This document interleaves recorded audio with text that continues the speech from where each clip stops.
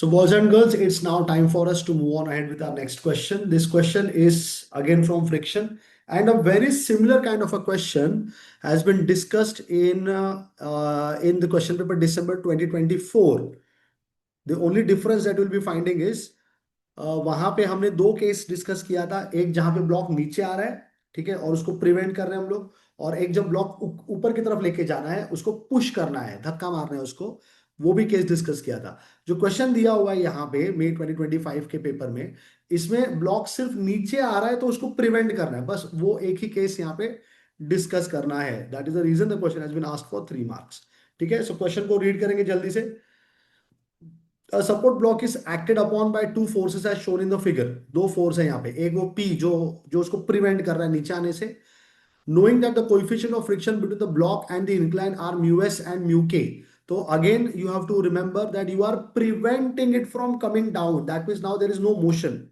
ठीक है, अगर ब्लॉक धीरे धीरे नीचे आ रहा है और तुमने उसको रोक दिया, ठीक है, अब तुम उसको प्रिवेंट कर रहे हो from coming in the downward direction, that means the block has attained an equilibrium, the body is not in motion anymore, and you have applied just enough force to prevent it from coming down।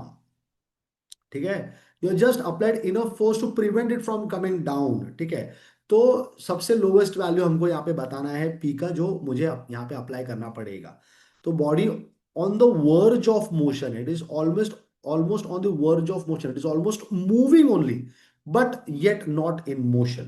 ठीक है, तो 800 newton है, उसको तुम like weight you can treat it, isn't it. और जो तुम्हारा force P दिया हुआ है वो इंक्लाइन नेचर में है, तो हमको पता है कि कौन कौन से फोर्स यहाँ पे लगेंगे। एक तो सपोर्ट रिएक्शन आएगा, जो सरफेस के ऊपर तुमने ब्लॉक रखा हुआ है, ब्लॉक रखा है, सरफेस है, तो सरफेस से क्या आएगा, सपोर्ट रिएक्शन आएगा।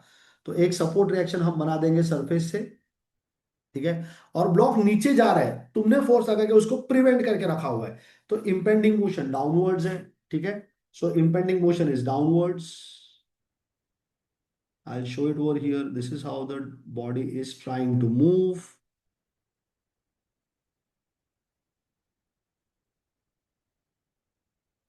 Impending motion is downwards.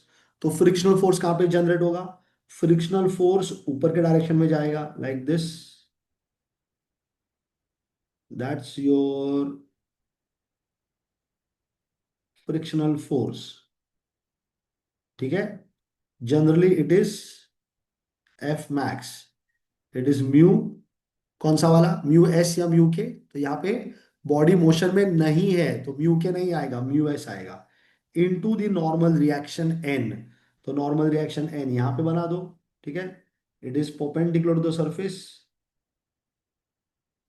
This is the normal reaction,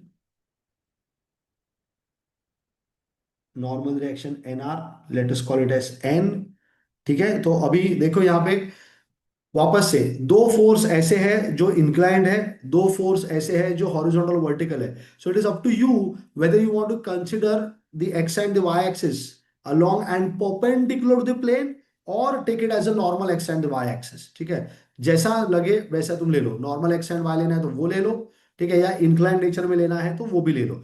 अगर नॉर्मल में लेने वाले हो तो तुमको दो फोर्स को रिजॉल्व करना पड़ेगा। एक है वो जो एफ मैक्स लिखा है वहां पे वो, और दूसरा जो नॉर्मल रिएक्शन एन है वो। तो दोनों के इंक्लिनेशंस लगेंगे। तो एन अगर मैं देखूं यहाँ पे, जो नॉर्मल रिएक्शन है मेरा, उसका जो इंक्लिनेशन आएगा हॉरिजॉन्टल लाइन के साथ, ठीक है, इसका जो इंक्लिनेशन आएगा with the horizontal line, how much it's going to be. तो अगर तुम ऑब्जर्व करोगे, एक्सटेंड कर दिया, तो ये बड़ा सा जो ट्राइंगल यहाँ पे बन गया है, it's a right angle triangle, जिसका ये एंगल यहाँ पे 90 है, यहाँ पे 25 है, इसका मतलब ये भी 25 है। और अगर ये 25 है तो ये वाला एंगल कितना आ जाएगा, 65 हो जाएगा। 65 प्लस 25 90 होना चाहिए। ठीक है, सो ये सारा एक्सप्लेनेशन दिया मैंने to make you understand that this angle is going to be 65 degrees. And similarly mu S into N, इसको भी अगर तुमने एक हॉरिजॉन्टल लाइन बना दिया यहाँ पे, तो ये वाला एंगल सेम एज 25 डिग्री हो जाएगा, करस्पॉन्डिंग एंगल्स है। तो यहाँ पे मैं 25 डिग्रीज लिख देता हूँ। ठीक है, तो चलो रिजॉल्व कंपोनेंट्स क्या आएंगे फोर्सेस के। रिजॉल्व कंपोनेंट्स, म्यू एस का वैल्यू कितना है, म्यू एस का वैल्यू है 0.35 into N, that is what your F max is. ठीक है, so this is going to be 0.35 into N. तो जो हॉरिजॉन्टल कंपोनेंट आएगा हमारा, जो हॉरिजॉन्टल कंपोनेंट आएगा किसका, एफ मैक्स का, वो हो जाएगा 0.35 n into cos of 25 degrees. और जो वर्टिकल कंपोनेंट आएगा हमारा, ठीक है, जो वर्टिकल कंपोनेंट आएगा हमारा,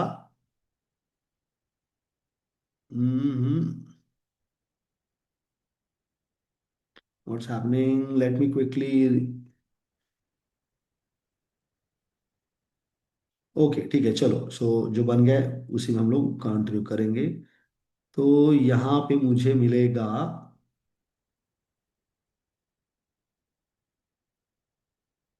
सो this is your vertical component 0.35 n sine of 25 degrees, ठीक है।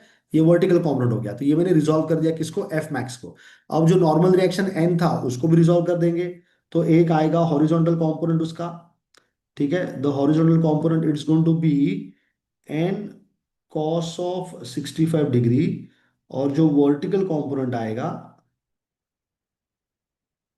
वर्टिकल कंपोनेंट जो आएगा वो आएगा एन साइन ऑफ 65 डिग्रीज, ठीक है, हो गया। सारे फोर्सेस को मैंने रिजॉल्व कर दिया। अब बस समेशन ऑफ एफ एक्स और समेशन ऑफ एफ वाई लगाना है। पहले मैं समेशन ऑफ एफ वाई लगाऊंगा, क्योंकि समेशन ऑफ एफ एक्स अगर लगाता हूं मैं तो पी, ये अननोन भी आ जाएगा। So I am going to make use of summation of F y. Summation of F Y equal to 0। तो जो भी वर्टिकल फोर्सेस है, देखो मैंने क्या किया ना, मैंने एक्स और वाई एक्सिस को हॉरिजॉन्टल और वर्टिकली जैसे नॉर्मल है वैसे ही लिया हुआ है। तो कोई भी फोर्स तुमको दिखे जो राइट डायरेक्शन में जा रहा है उसको पॉजिटिव ले लो, जो लेफ्ट में जा रहा है उसको नेगेटिव ले लो। जो अपवर्ड डायरेक्शन में जा रहा है वो पॉजिटिव, जो डाउनवर्ड में जा रहा है वो नेगेटिव। तो वर्टिकल कंपोनेंट्स को हमको लेना है। Summation of F Y equal to 0 लिखा है। तो वर्टिकल फोर्स देखो, एक ये है एन साइन ऑफ 65, एक ये है 0.35 एन साइन ऑफ 25, और तीसरा है 800 न्यूटन। ये तीन फोर्सेज जो है वो वर्टिकल डायरेक्शन में हमको दिख रहे हैं। जो भी फोर्स ऊपर जा रहा है उसको पॉजिटिव, जो नीचे जा रहा है वो negative. So N sine 65 positive आएगा क्योंकि ऊपर की तरफ जा रहा है, N sine of 65। Then 0.35 times of N of sine of 25, ये भी ऊपर की तरफ जा रहा है, और माइनस ऑफ 800 नीचे की तरफ जा रहा है, तो 0 हो जाएगा। यहां से तुम एन कॉमन निकाल लेना, ठीक है। एन कॉमन निकाल लो तो फर्स्ट टर्म के पास क्या बचा, साइन ऑफ 65 डिग्रीज। दूसरे टर्म के पास क्या बचा, plus 0.35 into sine of 25 degrees. और मैंने -800 को राइट में भेज दिया है, तो वो +800 हो जाएगा। तो यहां से एन का वैल्यू क्या आ जाएगा, 800 divided by this particular value, isn't it. तो इसको कॉपी कर लेते हैं और यहाँ पे पेस्ट कर देंगे। अब सिंप्लीफाई कर दो तो आंसर कितना मिलने वाला है, let me use the calculator. So 800 divided by sine of 65 plus 0.35 into sine of 25, the answer comes 758.85188. So I can write the normal reaction N has come 758.852, 852 Newton's. Please highlight your answer. ठीक है, normal reaction मिल गया summation of F Y लेके।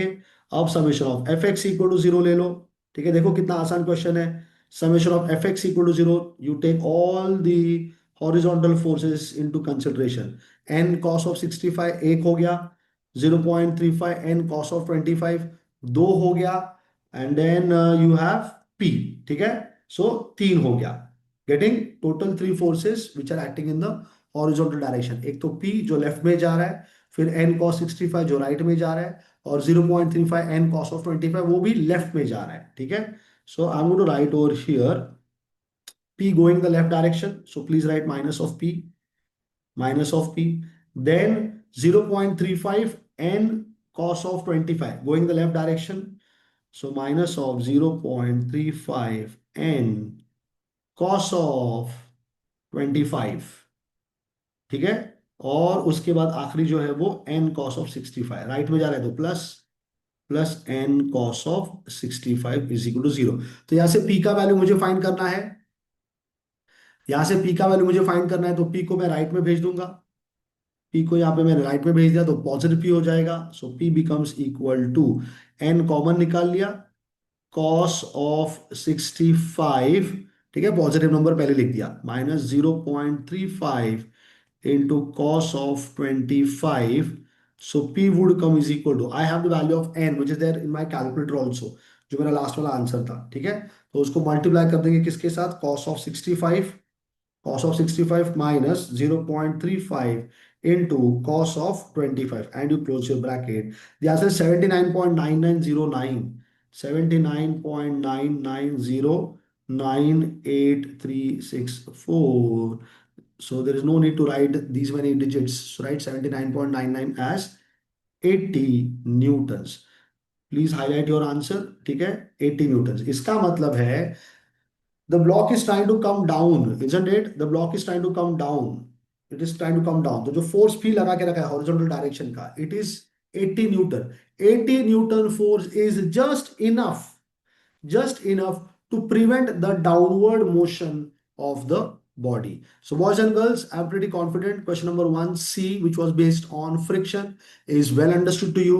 It's now time for us to move on ahead with our next question. So boys and girls, let's proceed ahead.